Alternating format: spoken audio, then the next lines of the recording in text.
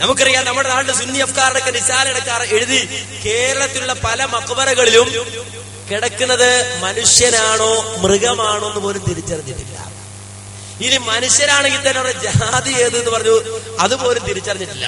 സുന്നി അഫ്കാർ എഴുതി, അതുപോലെ തന്നെ റിസാല എഴുതി. ഇത് ചിന്തിക്ക്, മുസ്ലിങ്ങൾ ആ വിശ്വാസികളായ ആളുകൾ തങ്ങളുടെ എല്ലാവിധ പ്രതീക്ഷയും സമർപ്പിച്ചു കൊണ്ടുപോകുന്ന കേന്ദ്രങ്ങളുടെ കഥയാ പറയുന്നത്. മനുഷ്യനാണോ മൃഗമാണോ എന്ന് പോലും അറിയില്ല. അതായത് നിങ്ങൾ പൊങ്ങി നിന്നാ മതി, ഒരു രൂപക്ക് ഉണ്ടായാൽ മതി. ഐതിഹ്യം എന്ന് പറയാൻ പോലും സംഗതി വേണമെന്നില്ല. നേരെ മറിച്ച് ഇങ്ങനെ ഒന്ന് പൊങ്ങി നിൽക്കണം ഒരു കബറിന്റെ രൂപത്തിൽ. എന്നിട്ട് ഒരു പച്ചപ്പൊട്ടും അതൊക്കെ ഇട്ട് കഴിഞ്ഞാൽ പിന്നെ ഖറാമത്തങ്ങ് പ്രചരിപ്പിക്കുകയായി. അങ്ങനെ കേരളമൊട്ടുക്ക് ജാറങ്ങൾ, പഴയ ജാറങ്ങൾ വിലക്കെടുക്കാൻ മക്ബറ മുതലാളിമാർ, നിങ്ങൾ നോക്കൂ, കള്ളക്കച്ചവടക്കാർ, ശ്മശാനം കച്ചവടം ചെയ്യുന്ന ആളുകൾ. ഇതിനിപ്പോ പുതിയ ചർച്ച എന്ത്? മക്ബറ എന്ന് പറഞ്ഞ ശവകുടീരാണോ? ശവകുടീരാണോ മക്ബറ? മക്ബറ ശവകുടീരം, ശവകുടീരം മക്ബറയാണോ? ഇപ്പൊ വലിയ ചോദ്യം. പിന്നെ മക്ബറ എന്ന് പറഞ്ഞാൽ എന്താ? മക്ബറ എന്ന് പറഞ്ഞാൽ എന്താണ്? മലയാളത്തിലെ പദമാണ്. മലയാളത്തിൽ എന്താണ് അർത്ഥം? പ്രാർത്ഥന എന്ന് പറഞ്ഞാൽ അത് മലയാള പദമാണ്. പ്രാർത്ഥന. അപ്പൊ അലങ്കാരത്തോടുകൂടി അപേക്ഷ എവിടെയുണ്ട് മുസ്ലിയാരേത്? അത് ശബ്ദധാരാവലിയിലുണ്ട്.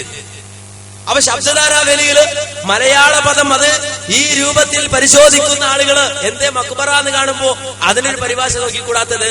അവിടെ ശവകുടീരെന്ന് കാണാം, അവിടെയും ഡിസ്റ്റർ നോക്കണ്ടേ? ശവകുടീരെന്ന് കാണാം, എന്നാൽ പറയാൻ പോലും പാടില്ല. ആയിക്കോട്ടെ, ഒരു മയ്യത്ത് കബറടക്കിയ ഒരു സ്ഥലം, അതിനാണല്ലോ മക്ബറ. അതിന് തർക്കമുണ്ടോ? ഇല്ല.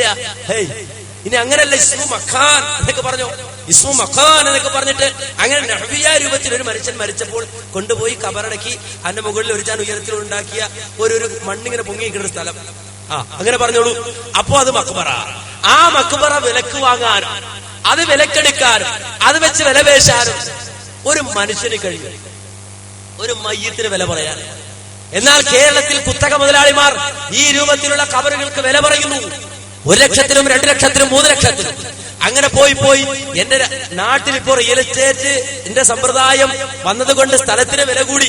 അതുപോലെ ഈ രൂപത്തിൽ മുതലാളിമാർ വർദ്ധിച്ചപ്പോൾ, കച്ചവടക്കാർ വർദ്ധിച്ചപ്പോൾ കബറുകൾക്ക് മാർക്കറ്റ് ഉണ്ടായതിന്റെ ഭാഗമായി ആലപ്പുഴ ജില്ലയിൽ ഈ അടുത്ത സമയത്ത് ഒരു കബർ വിലക്ക് വാങ്ങിയത് 17 ലക്ഷം.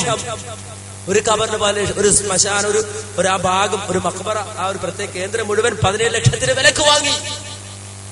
അങ്ങനെ ഈ കഴിഞ്ഞതിന്റെ മുമ്പത്തെ പെരുന്നാളില് ആ ഖബർസ്ഥാനിലേക്ക് ആ നാട്ടിലുള്ള ആളുകൾ പോവുകയാണ്. ബാപ്പയുടെ ഖബറുണ്ട്, ഉമ്മയുടെ ഖബറുണ്ട്. അവിടെ പെരുന്നാൾ ദിവസം ഉമ്മക്ക് വേണ്ടി ദുആ ചെയ്യാൻ, ബാപ്പക്ക് വേണ്ടി ദുആ ചെയ്യാൻ ആ നാട്ടുകാർ ചെല്ലുമ്പോ ആ ഖബർ മുഴുവൻ അവിടെ നിരത്തി. സാധാരണക്കാരുടെ ഖബറൊക്കെ ഉണ്ട് നാട്ടിലുള്ള, അവിടെ ഒക്കെ നിരത്തി.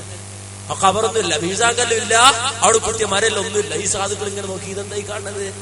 അപ്പൊ അതിന്റെ അപ്പുറത്ത് നോക്കിയപ്പോ ഒരു ഉയർന്ന ഖബറുണ്ട്, അതിങ്ങനെ മാർബിളൊക്കെ ഇട്ട് ഒരുക്കി എടുത്തിരിക്കുക. അപ്പൊ അവിടുത്തെ മുസ്ലിം വിളിച്ചിട്ട് ചോദിച്ചല്ല, ഇവിടെ എന്റെ വാപ്പയുടെ ഖബറിവിടെ? ഖബറൊക്കെ കവറിലാക്കി വിട്ടു.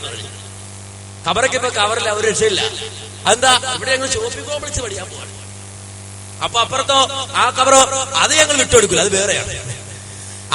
അവിടെ മാർബിളിട്ട ഖബർ. സാധാരണക്കാരന്റെ ഖബറൊക്കെ ഇടിച്ചു നിരത്തി അവിടെ ഷോപ്പിംഗ് കോംപ്ലക്സ് പണിഞ്ഞതിന്റെ പേരിൽ, പണിയാൻ ഒരുങ്ങിയതിന്റെ പേരിൽ ആലപ്പുഴ പട്ടണത്തിന്റെ ഹൃദയഭാഗത്ത് പെരുന്നാൾ ദിവസം മുസ്ലിങ്ങൾ പരസ്പരം പോരടിച്ചു.